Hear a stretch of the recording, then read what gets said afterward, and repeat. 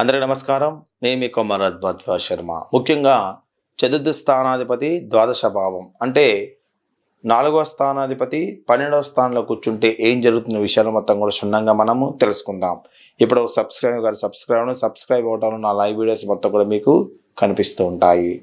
ముఖ్యంగా చతుర్థాధిపతి మనకి ద్వాదశ స్థానం ఉన్నట్టయితే జాతకుడికి ఆస్తుల్ని సంతోషాన్ని మొత్తం కూడా అనుభవిస్తారు. వీరి తమ యొక్క తల్లిగారిని గురించి జాగ్రత్తలు తీసుకోవడమే చాలా తప్పనిసరిగా అవుతూ ఉంటుంది. తల్లిగారి గురించి చాలా జాగ్రత్తలు తీసుకోవడం అనేది జరుగుతూ ఉంటుంది. అదేవిధంగా చతుర్థ స్థానాధిపతి ద్వాదశ స్థానం 12వ స్థానంలో కూర్చున్నప్పుడు చతుర్థ స్థానము ఆ ద్వాదశ స్థానానికి నీచ స్థానం ఏంటైతే తల్లి అనారోగ్య పీడితురాలుగా మారి మంచంలో పడి వీరికి అధికంగా శ్రమను కలగజేయటము, అధికంగా ఇబ్బంది కలగజేయటం అనేది జరుగుతూ ఉంటుంది. తల్లిని దూషించే వ్యక్తిగా మారే అవకాశాలు కూడా ఇక్కడ కనిపిస్తూ ఉంటాయి. కాబట్టి అది నీచ స్థానం అయి ఉండకూడదు. 4వ స్థానాధిపతి ద్వాదశ స్థానం 12వ స్థానం కూర్చున్నప్పుడు అది నీచమై ఉండకూడదు. అదేవిధంగా కొన్ని జాతకాలలో త్వరగా తల్లికి మోక్షాన్ని కలగజేసి తల్లి లేకుండా చేసి తల్లి లేని వ్యక్తిగా మార్చడానికి కూడా అవకాశం కలగజేస్తూ ఉంటుంది.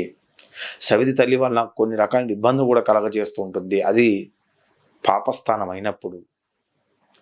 అదే శుభస్థానం అంటే అయితే మంచి తల్లిగారి యొక్క దీవెల్ని తల్లిగారి వలన మంచి అనురాగాలు పొందడానికి అవకాశాలు ఎక్కువ కనిపిస్తూ ఉంటాయి. తల్లి వల్ల మంచి అధిక కాలం మొత్తం కూడా తల్లితోని ఆనందంగా ఉండడానికి అవకాశం కనిపిస్తూ ఉంటుంది.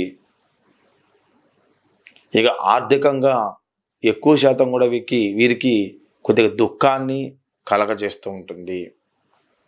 అదేవిధంగా తండ్రి దగ్గర నుంచి ఆస్తులు మొత్తం కూడా కరగబెట్టడానికి కొద్దిగా అవకాశాలు కనిపించేస్తూ ఉంటుంది. లేదా తల్లిదండ్రుల గురించి ఆస్తుల విషయంలో కోర్టు సమస్యలు కలగజేయడానికి కూడా ఇక్కడ ఎక్కువ శాతం కూడా ఇబ్బందులు కలగజేస్తూ ఉంటుంది.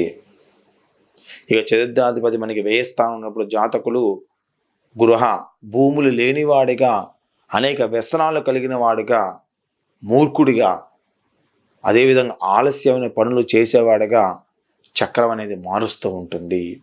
ఇది మనకి చతుర్థాధిపతి 12వ స్థానంలో కూర్చున్నప్పుడు జరిగేటువంటి విషయాలు. మరి చతుర్థ స్థానంలో ఏ గ్రహం కూర్చుంటే ఏం జరుగుతుంది, చతుర్థ స్థానం ఏ రాశి అయితే ఏం జరుగుతుంది, కొన్ని విక్రమైన యోగాల గురించి మనం ఇప్పుడు తెలుసుకుందాం.